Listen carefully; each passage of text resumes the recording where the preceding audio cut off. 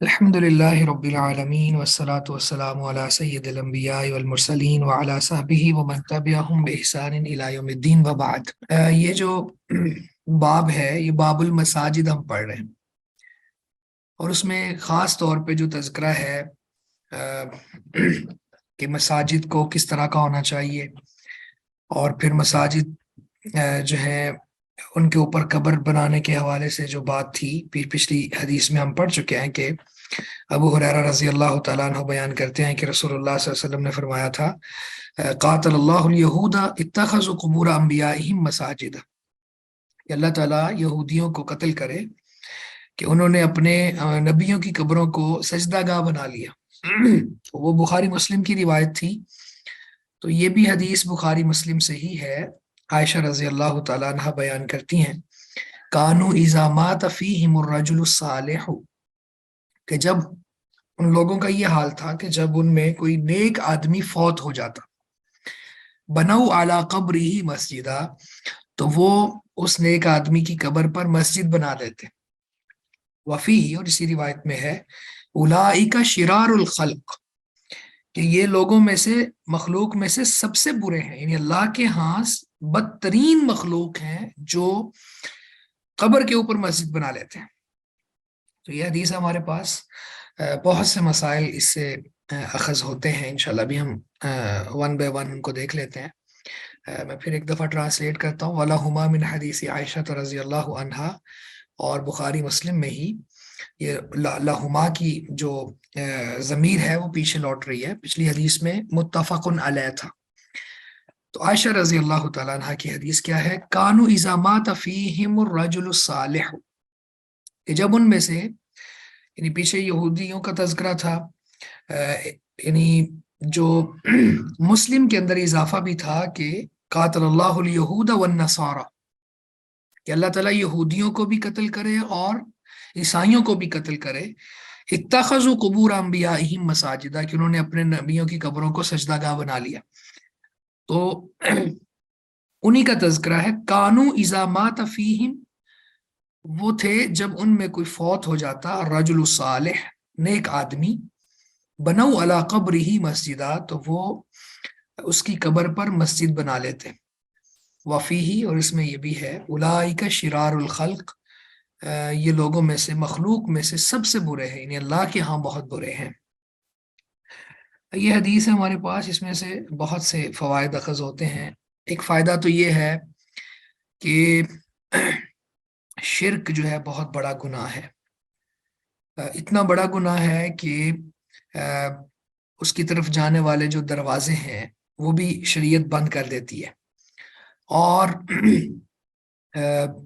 اگر کوئی اس نیت سے بھی مسجد بنائے کہ وہ نماز پڑھنا چاہتا ہے لیکن آگے قبر بھی موجود ہے، تو روک دیا کہ نیت کا بھی یہاں پہ کوئی فائدہ نہیں ہے۔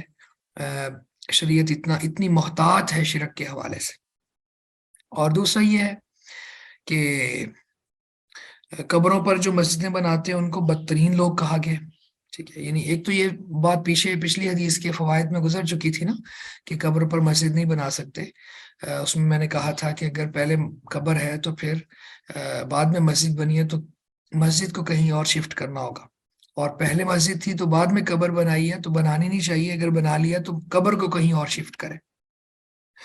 تو یہ تو مطلق ممانعت ہے، تو چاہے کوئی نیک بندہ ہی کیوں نہ ہو، یہاں دیکھ لیں الرجل الصالح، تو اس کا کام نہیں ہے مسجد کے اندر اس کی قبر کا۔ دوسرا یہ ہے کہ اولئک شرار الخلق، ایسا بندہ جو کوئی اس طرح کا کام کرے کہ ویسے بھی حرام کام کرنے والا جو شخص ہے، جو اللہ کی بغاوت کرنے والا ہے، نہ معصیت کرنے والا ہے، وہ برا ہے، لیکن کوئی ایسی برائی کرے جس کو آگے جا کے جس میں شرک کو سہارا مل رہا ہو، یا پھر شرک کو پروموٹ کیا جا رہا ہو، تو شرک کے حوالے سے جو بات ہے تو وہ مخلوق میں سے سب سے برے ہیں۔ آپ دیکھیں کہ اللہ رب العزت نے انسان کو اشرف المخلوقات بنایا، اور پھر قرآن مجید میں سورہ 3 میں اللہ نے کہا کہ لَقَدْ خَلَقْنَا الْإِنسَانَ فِي أَحْسَنِ تَقْوِيمٍ، بہترین سانچے میں ڈھالا ہم نے انسان کو، لیکن یہی انسان جب شرک کرتا ہے تو یہ ہے اولئک شرار الخلق، کہ یہ مخلوق میں سے سب سے برا ہے. پھر احسن تقویم میں ہونے کے باوجود بھی کل انعام بل ہم ازل، قرآن نے بہت سی جگہوں پہ یہ بات ڈسکس کی ہے. تو بہرحال اس سے یہ بات بھی ثابت ہو گئی کہ مسجد اس اگر کوئی مسجد بنا دی گئی ہے تو پھر اس میں نماز بھی نہ پڑھے، مسجد کو وہاں سے شفٹ کیا جائے، قبر نہیں بنانی چاہیے. اب دیکھ لیں یہاں لاہور میں بھی ایسے لوگ موجود ہیں کہ جنہوں نے کسی ادارے میں یا کسی مسجد میں زندگی گزاری تو مرنے کے بعد مسجد میں ہی قبر بنا لی گئی. تو یہ طرز عمل ٹھیک نہیں ہے. یہ کن کا طرز عمل ہے؟ یہود و نصارہ کا. تو وہیں سے شرک یہاں پہ ہمارے مسلمانوں میں بھی آیا ہے. اس کے بعد اگلی حدیث ابو ہریرہ رضی اللہ تعالیٰ عنہ سے ہے. قال کہتے ہیں بعث النبی صلی اللہ علیہ وسلم خیلا، کہ نبی مکرم صلی اللہ علیہ وسلم نے ایک خیلن گھڑ سوار دستہ بھیجا. مجاہدین کا وہ قافلہ جو گھوڑوں پر سوار ہوتا ہے اس کو خیلن کہتے. تو مہم پر روانہ کیا، یعنی کسی کام کے لیے. فجاءت برجل، بس وہ جو قافلہ تھا وہ ایک آدمی کو پکڑ کے لے آیا. فجاءت، بس وہ قافلہ آیا، برجل، ایک شخص کے ساتھ، یعنی ایک کافر کو، ایک آدمی کو پکڑ کے لے آیا. فربطوہ بساریۃ من سوار المسجد، فربطوہ، پس انہوں نے باندھ دیا اس کو، بساریۃ من سوار المسجد، مسجد کے ستونوں میں سے ایک ستون کے ساتھ. ٹھیک ہے، یعنی مسجد کے ستونوں میں ایک ستون کے ساتھ اس کو باندھ دیا. اب یہ حدیث تو آگے لمبی ہے. یہ واقعہ سمامہ بن اسال حنفی کا ہے کہ جو اسلام لانے سے پہلے ان کو صحابہ پکڑ کے لے آئے تھے. یہ ایک سردار تھے اپنے قبیلے کے، تو لا کے، یعنی مسلمانوں کے ہاتھ کافروں کا سردار لگ گیا تھا، تو اس کو لا کے پھر مسجد میں باندھ دیا تھا. تو تفصیل ہے اس واقعے میں بہت زیادہ، کہ پھر اللہ کے رسول اسے پوچھتے تو وہ آگے سے یہی کہتا کہ مجھے چھوڑ دو گے تو اچھا رہے گا، ورنہ دھمکی امیز گفتگو اس کی پوری احادیث میں موجود ہے. تو خیر یہ مسجد میں باندھا گیا. تو ہمارا باب المساجد کے ساتھ تعلق جو ہے وہ یہاں بتانا مقصود ہے کہ کافر مسجد میں داخل ہو سکتا ہے یا نہیں، یہ سوال ہے اس حدیث کے اوپر، یعنی اس حدیث کی ہیڈنگ یہ ہے. لیکن اس حدیث سے اور بھی بہت سے فوائد ملتے ہیں. یہاں تک جو حدیث موجود ہے، آپ دیکھیں کہ بعث النبی صلی اللہ علیہ وسلم خیلاً، کہ اللہ کے رسول صلی اللہ علیہ وسلم نے گھڑ سوار دستہ کسی مہم پر روانہ کیا. تو کیا مطلب ہے کہ اللہ کے رسول مجاہد بھی تھے.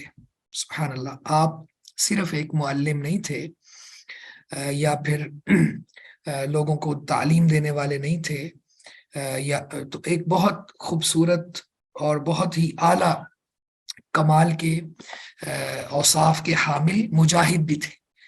اور آپ کی زندگی کا یہ پہلو بھی بہت بہت زیادہ احادیث میں ہائی لائٹڈ ہے کہ اللہ کے رسول صلی اللہ علیہ وسلم سپہ سالار تھے.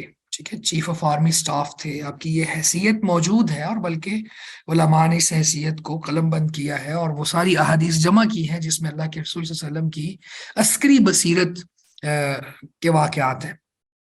اس کا مطلب یہ ہے کہ ایک جو اسلام کا صحیح ماننے والا اور نبی مکرم صلی اللہ علیہ وسلم کے اسوہ پہ چلنے والا جو ہے وہ جہاد کو فراموش نہیں کر سکتا. یہ ایک بات یہاں سے یہ ثابت ہو رہی ہے.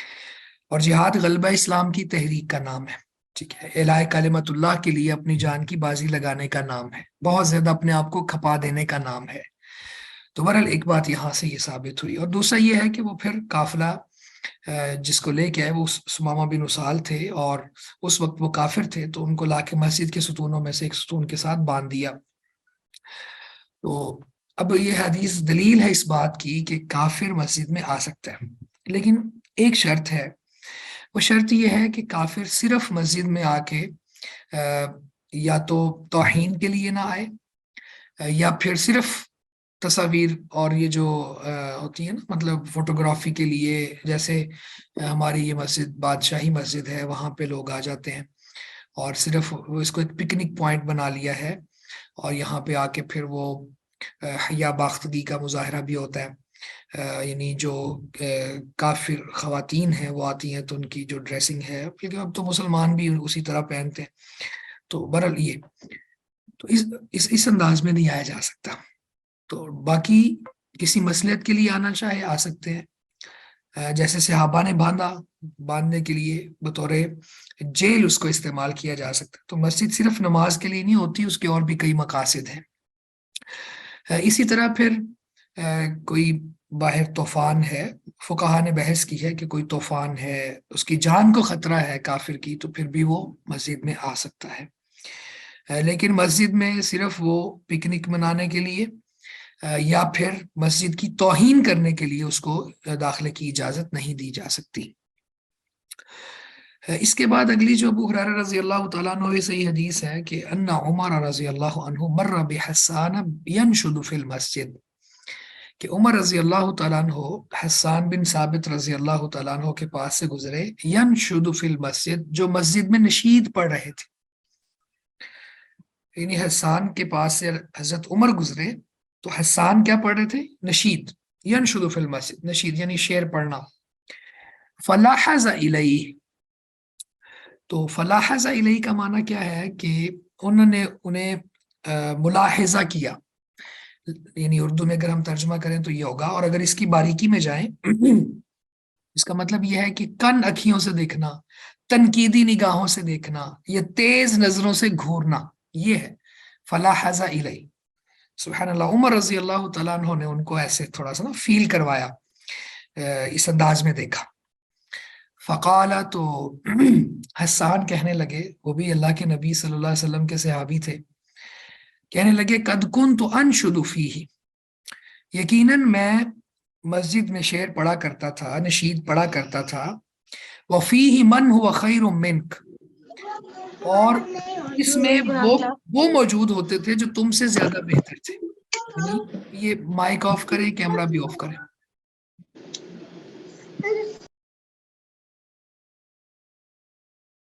تو حسان بن ثابت رضی اللہ تعالیٰ عنہ نے جواب دیا کہ میں نشید پڑھا کرتا تھا اس وقت جب اس میں آپ سے بہتر لوگ موجود تھے، آپ سے بہتر شخصیت موجود تھی۔ تو یعنی ان کی مراد رسول معظم صلی اللہ علیہ وسلم تھے۔ اب یہاں پہ ایک بات ثابت یہ ہوئی کہ مسجد میں شعر گوئی کی جا سکتی ہے، نشید پڑھے جا سکتے ہیں، لیکن یہ ہے کہ وہ فائدہ مند ہوں، اور یہ جو لہو و لعب کے اور عشق و محبت کے قصے کہانیاں اور اس طرح کے شعر، یہ مسجدیں ان کے اس کام کے لیے نہیں ہے۔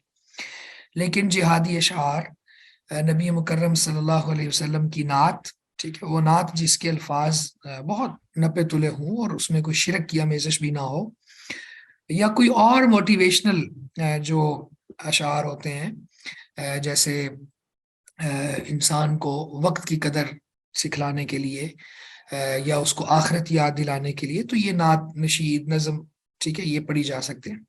تو یہاں پہ ایک بات تو یہ بھی ثابت ہوئی اس حدیث سے کہ صحابہ کرام ایک دوسرے کے ساتھ مطلب جیسے عمر رضی اللہ تعالیٰ عنہ نے دیکھا تو حضرت عمر کو محسوس ہوا کہ یہ کام اچھا نہیں ہے، تو آگے حسان رضی اللہ تعالیٰ عنہ نے وضاحت دے دی کہ دیکھو، میں اللہ کے رسول صلی اللہ علیہ وسلم جب موجود ہوتے تھے تب بھی شعر پڑھتا تھا۔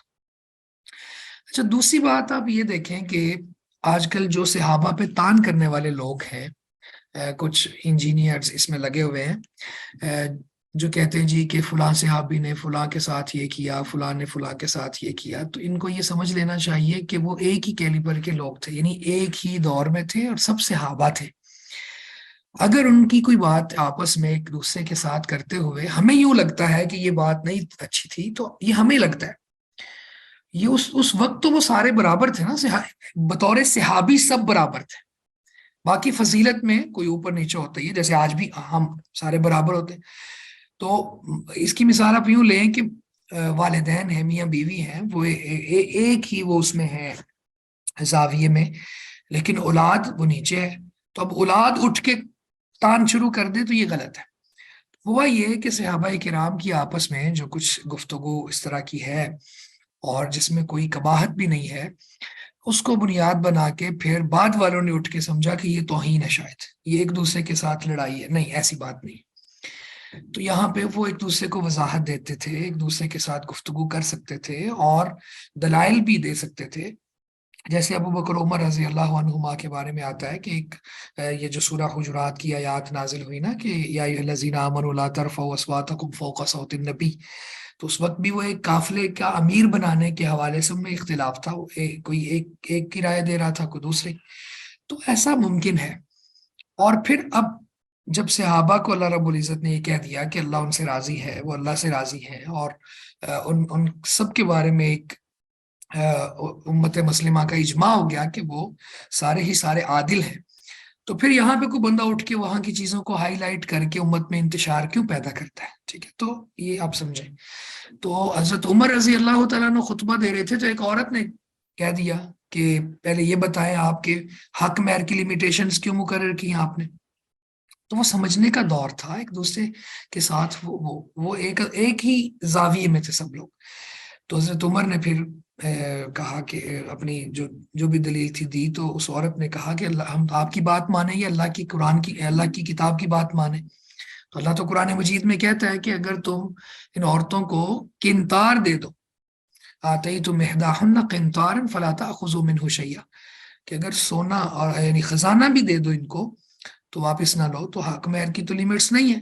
تو عمر رضی اللہ تعالیٰ عنہ نے اس وقت پھر کہا تھا کہ اصابت امرات و اخطا رجل، کہ ایک عورت صحیح کہہ رہی ہے اور ایک مرد سے خطا ہو گئی. تو یہ وہ دور تھا خوبصورت. تو آج کل لوگ پھر اس طرح کرتے ہیں. تو یہاں بھی عمر رضی اللہ تعالیٰ عنہ نے جب تھوڑا فیل کروایا کہ شاید یہ مسجد کے تقدس کے منافی لگ رہی ہے بات، تو حسان بن ثابت رضی اللہ تعالیٰ عنہ نے پھر آگے دلیل دے دی کہ آپ سے بہتر اللہ کے رسول تھے اور وہ موجود ہوتے تھے تو میں شعر پڑھ لیتا تھا. گویا کہ مسجد میں اچھے اشعار پڑھنے کی اجازت ہے.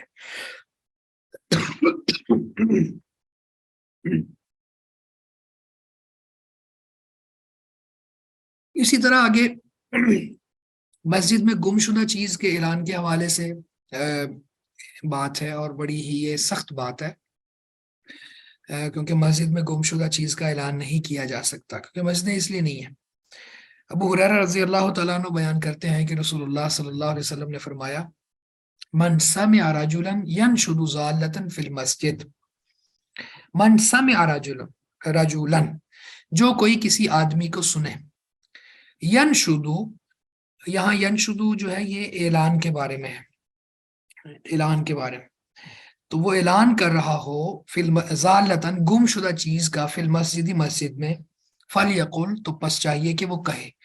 وہ شخص جو کسی ایسے آدمی کو سنے جو مسجد میں گم شدہ چیز کا اعلان کر رہا ہے، تو سننے والا کہے، لا ردہ اللہ علیک، اللہ تعالیٰ تجھ پر نہ لوٹائے. یہ جو چیز جس کا تم اعلان کر رہے ہو نا، اللہ تعالیٰ یہ تم پر نہ لوٹائے، واپس تمہیں نہ ملے. فَإِنَّ الْمَسَاجِدَ لَمْ تُبْنَ لِهَذَا، کیونکہ یہ مساجد ان چیزوں کے لیے نہیں ہے، ان کاموں کے لیے، ان باتوں کے لیے نہیں بنائی گئی. تو یہ صحیح مسلم کی روایت ہے. اس سے بھی یہ بات ثابت ہوتی ہے کہ مسجد کے اندر جو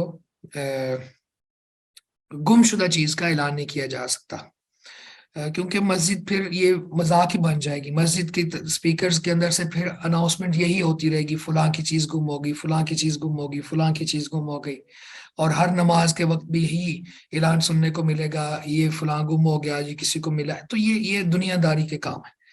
آپ ذرا دیکھیں کہ چیز گم ہوئی ہے، دنیا کی چیز ہے، گم ہوئی ہے.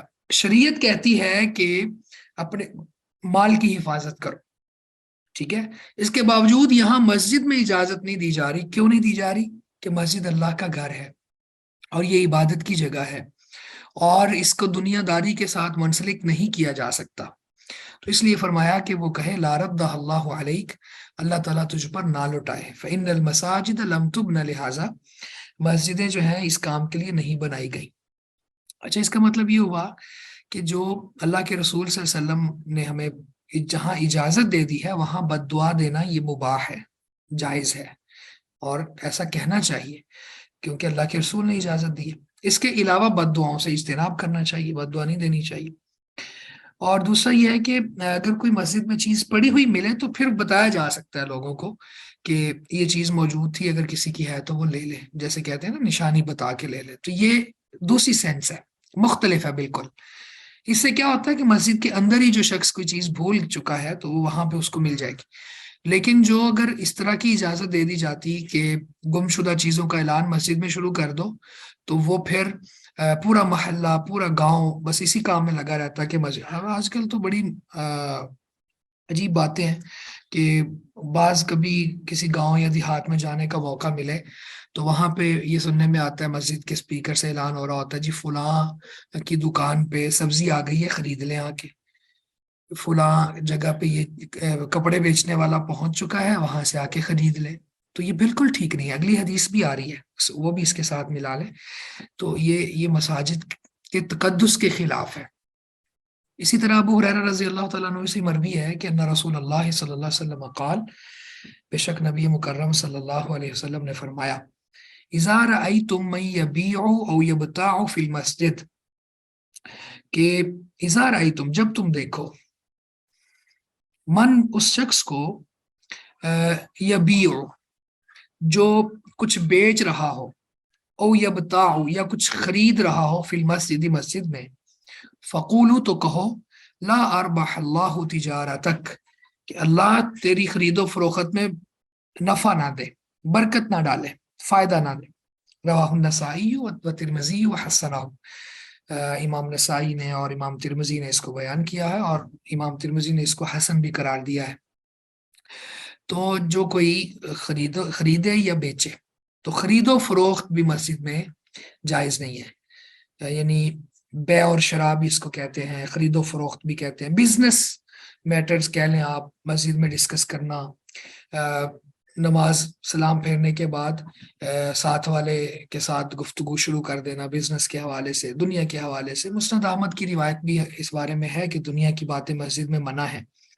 تو خاص طور پہ گمشدہ چیز کا اعلان کرنا اور پھر اسی طرح سے خرید و فروخت کرنا، ہاں مسجد کی حدود سے باہر کر لیں آپ، لیکن مسجد کے اندر نہ کریں، ٹھیک ہے؟ تو مسجد اس لیے نہیں ہے، تو گویا کہ مسجد کے اندر خرید و فروخت حرام ہے۔ اچھا، بیع اور شراء، ٹھیک ہے، خرید و فروخت، یہ اس کے علاوہ باقی معاملات کیے جا سکتے ہیں، مثلا ہبہ کیا جا سکتا ہے، گفٹ دینا، ٹھیک ہے، گفٹ دیا جا سکتا ہے، نکاح کیا جا سکتا ہے، ٹھیک ہے، اور قرض وغیرہ کے جو معاملات ہیں وہ کیے جا سکتے ہیں، قرض حسنہ کے۔ اب یہ نہیں ہے کہ وہ جو سود والا قرض ہے اس کے حوالے سے معاملات شروع ہو جائیں، نہیں، قرض حسنہ، اس کے لیے تو مسجد میں بات بھی کی جا سکتی ہے، تو یہ چیزیں جائز ہوں گی۔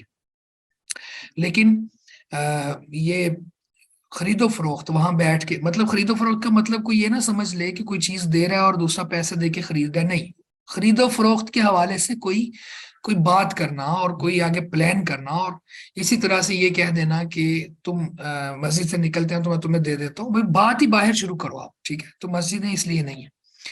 تو آپ دیکھیں کوئی بندہ ایسی بات کر رہا ہے خرید و فروخت کے حوالے سے، تو اس کو یہ کہو، لا اربح اللہ تجارتک، کہ اللہ تیری تجارت میں برکت نہ ڈالے۔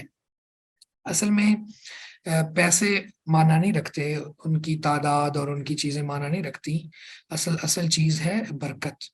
اگر اللہ کی طرف سے برکت اڑ گئی ہے نا، تو پھر آپ کے پاس جتنے بھی پیسے ہیں پھر وہ کسی کام کے نہیں ہیں۔ تو کثرت ٹھیک ہے ہونی چاہیے، لیکن برکت سے خالی نہیں ہونا چاہیے، برکت بہت بہت اہم ہے۔ اللہ کے رسول صلی اللہ علیہ وسلم کا فرمان ہے صحیح مسلم میں کہ جب دو تجارت کرنے والے سچ بولیں اور معاملے کو نہ چھپائیں، یعنی واضح کریں، تو ان کی تجارت میں برکت ڈال دی جاتی ہے، اور جو کوئی جھوٹ بولے تو محقت برکت بیعہما، تو ان کی تجارت کی برکت ختم کر دی جاتی ہے۔ تو برکت بہت اہم ہے، تو یہاں پہ یہ کہا جا رہا ہے کہ اللہ تعالیٰ تیری اس خرید و فروخت میں برکت ہی نہ ڈالے۔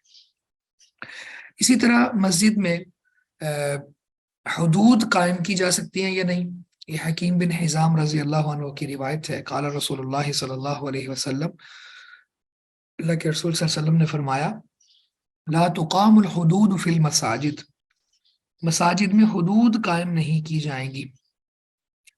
حدود کیا ہے؟ یعنی ایسے گناہ جن پر حد لگائی جاتی ہے، تو اس کو حدود، حد کی جمع ہے، مطلب زنا کی حد، اگر شادی شدہ ہے تو رجم، اور اگر غیر شادی شدہ ہے تو پھر 100 کوڑے اور ملک بدر 1 سال کے لیے، اور اسی طرح شراب کی حد، پھر اسی طرح سے تہمت کی حد، تو یہ حدود ہے۔ تو مسجد کے اندر حدود نافذ نہیں کی جائے گی، فیصلہ سنایا جا سکتا ہے. ولا یستقاد فیہا، اور نہ ہی مسجد میں قصاص لیا جائے گا. تو قصاص بھی حد دیا ہے، اس کو تھوڑا علیحدہ اس لیے کر دیا کہ قصاص میں ذرا قتل کیا جاتا ہے.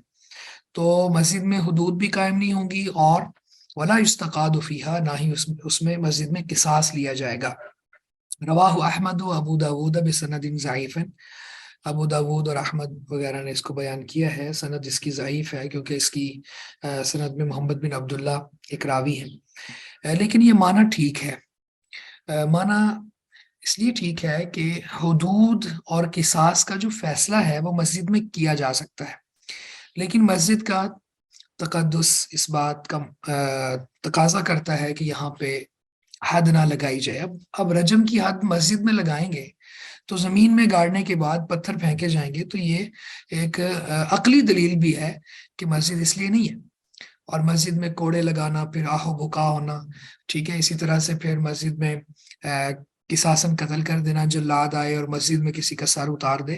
تو مسجد میں صرف فیصلہ سنایا جائے گا، جبکہ حدود کا نفاذ مسجد کی حدود سے باہر ہوگا. اسی طرح عائشہ رضی اللہ تعالیٰ عنہ کہتی ہیں کہ اصیب سعد یوم الخندق. یہ حدیث ہے ہمارے پاس، اس میں مسجد میں زخمی شخص رکھا جا سکتا ہے یا نہیں، اس کے حوالے سے. اصیب سعد یوم الخندق، عائشہ کہتی ہیں کہ خندق کے دن حضرت سعد رضی اللہ تعالیٰ عنہ، سعد بن ابی وقاص کو زخم لگا. اصیبہ کا معنی ہے وہ زخمی ہو گئے. فضرب علیہ رسول اللہ صلی اللہ علیہ وسلم خیمۃ فی المسجد، تو اللہ کے نبی صلی اللہ علیہ وسلم نے ان پر مسجد میں ایک خیمہ لگا دیا. لیعودہ من قریب، تاکہ وہ ان کی قریب سے ہی عیادت کر سکیں. بخاری مسلم کی یہ روایت ہے. یعنی سعد رضی اللہ تعالیٰ عنہ خندق کے دن ان کو زخم لگا، تو اللہ کے رسول صلی اللہ علیہ وسلم نے ان کے لیے مسجد میں خیمہ لگا دیا تاکہ آپ قریب سے ہی ان کی عیادت کر سکیں. اس حدیث میں بھی بہت سی باتیں ہیں. ہمیں زخم لگتے ہیں دنیا داری کے کاموں میں، سبحان اللہ وہ کتنا خوش نصیب ہے، اور اس کو قابل رشک نگاہوں سے دیکھنا چاہیے جس کو اللہ رب العزت کے رستے میں زخم لگے. تو سعد انہی میں سے تھے، خوش نصیب تھے. اور پھر اللہ کے رسول صلی اللہ علیہ وسلم کا اپنے صحابہ کے ساتھ محبت کا انداز دیکھیں کہ مسجد میں ہی خیمہ لگا دیا. اللہ کے رسول کے گھر مسجد کے ساتھ تھے، اپنے گھر میں تو نہیں لگا سکتے تھے کیونکہ آپ کے گھر بہت چھوٹے تھے، اور سبحان اللہ انتہائی سادہ تھے، کھجور کی ٹہنیوں سے بنے ہوئے تھے، اور جو ان کی چوڑائی ہے کوئی 10-15 فٹ، اور لمبائی جو ہے وہ بھی اتنی، بہت چھوٹے چھوٹے تھے جن گھروں میں اللہ کے رسول زندگی گزار کے گئے. تو آپ صلی اللہ علیہ وسلم نے مسجد میں لگا دیا، اور مسجد کے ساتھ ہی آپ کے گھر تھے. آپ کے گھر مسجد کے ساتھ بالکل ملے ہوئے تھے، ملحق تھے. جیسے وہ حدیث میں آتا ہے کہ اللہ کے رسول مسجد میں ہوتے تھے، عائشہ اب گھر سے اللہ کے رسول کے سر میں تیل لگا لیتی تھی، گھر سے چٹائی پکڑا دیتی تھی. تو اتنے قریب گھر تھے. تو پھر اس لیے لگایا لیعودہ من قریب، تاکہ ان کی قریب سے عیادت کی جا سکے. تو گویا کہ مسجد میں زخمی مجاہد کے لیے خیمہ لگایا جا سکتا ہے، اور پھر اس کی عیادت. تو عیادت تو ویسے بھی بہت فوائد ہیں اس کے. اللہ کے رسول فرماتے ہیں کہ کوئی شخص اگر کسی مسلمان بھائی کی عیادت کے لیے نکلتا ہے تو ویسے ہی جیسے جنت کے میووں میں چل رہا ہے. تو بہت فضائل ہیں. تو اس حدیث میں ہمیں 3 باتیں ملی. ایک بات تو یہ ملی کہ میدان مقتل میں، میدان جہاد میں جو زخم لگے وہ بہت فضیلت والا ہے. دوسری بات یہ ملی کہ مسجد میں زخمی کے لیے خیمہ لگایا، مریض کے لیے خیمہ لگایا جا سکتا ہے. تیسری بات یہ ملی کہ عیادت میں بہت زیادہ ہمیں شوق ہونا چاہیے، شریعت اس پہ بہت زیادہ موٹیویٹ کرتی ہے. اللہ کے رسول صلی اللہ علیہ وسلم نے مسجد میں خیمہ لگا دیا تاکہ آپ قریب سے عیادت کر سکے، بار بار عیادت کر سکے. اب ہر نماز کے ٹائم آئیں گے تو پوچھیں گے سعد کیا حال ہے آپ کا، ٹھیک ہے. تو وہ جنت کے باغیچوں میں چلنے والی جو احادیث ہیں، یہ سارے فوائد اور فضائل حاصل ہو جائیں گے.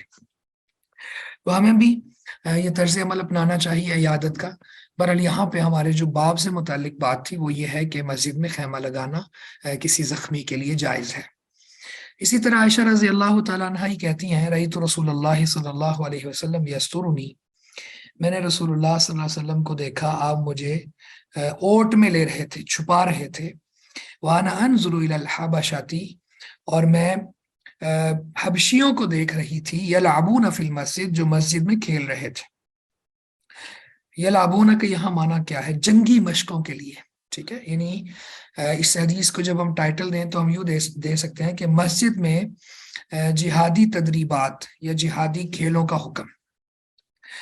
تو عائشہ رضی اللہ تعالیٰ عنہ کہتی ہیں کہ میں اللہ کے رسول کے پیچھے کھڑی تھی اور آپ نے مجھے چھپایا ہوا تھا، یسترونی، گویا کہ میں آپ کے کندھے کے اوپر سے پیچھے چھپ کے دیکھ رہی تھی، الی الحبشہ، حبشیوں کی طرف، ٹھیک ہے، حبشہ کے جو مجاہدین تھے، جو اللہ کے رسول کے صحابی تھے، ان کی طرف، یلعبون فی المسجد، جو مسجد میں جنگی مشقوں کے لیے کھیل رہے تھے۔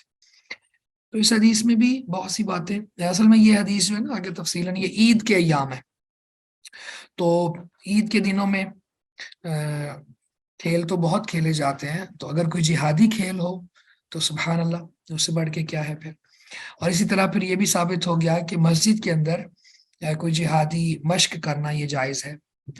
اور اسی طرح سے ایک بات یہ بھی ثابت ہوئی کہ اپنی ازواج کو اللہ کے رسول اہمیت دیتے تھے، ان کو وقت دیتے تھے، اور ان کی جو کوئی گھر سے باہر آؤٹ سائڈ ایکٹیویٹیز ہیں ان کا بھی اہتمام کرتے تھے۔ ویسے تو اور روایات میں بھی ہے کہ اللہ کے رسول صلی اللہ علیہ وسلم حضرت عائشہ کے ساتھ دوڑ لگائی، ٹھیک ہے، اسی طرح یہاں بھی ہے کہ آپ ان کو چھپا کے وہ پورا مجاہدین کا، تو ایسی ایکٹیویٹیز کے لیے لے جایا جا سکتا ہے جہاں کو ریفریشمنٹ کے لیے، اس میں بس یہ ہے کہ شرعی حدود و قیود پامال نہ ہوتی ہوں، تو عورتوں کو اہمیت دینا، بیویوں کے ساتھ حسن سلوک کرنا، اور یعنی ان کے ساتھ ٹائم سپینڈ کرنا، ان کے ساتھ وقت گزارنا، اور ان کو خارجی جو ایکٹیویٹیز ہیں جو گھر سے ایکسٹرا ہیں ان کے حوالے سے بھی تھوڑا سا ان کے لیے وقت نکالنا، اور پھر ان کو وہ جہادی مظاہرے دکھانا، یہ ساری باتیں اس حدیث سے ثابت ہو رہی ہیں۔ تو اصل جو اس حدیث سے بات ہمارے لیے ہے، وہ چونکہ اس باب ہے باب المساجد، تو مسجد میں جہادی کھیل کھیلنا جائز ہے۔ ہاں اس میں ظاہر ہے کچھ حدود لگائی جا سکتی ہیں، حدود اس طرح سے کہ مسجد یہ نہ ہو کہ اس کا فرش ہی اکھڑ جائے، اس کے کارپٹ ہی خراب ہو جائے، مطلب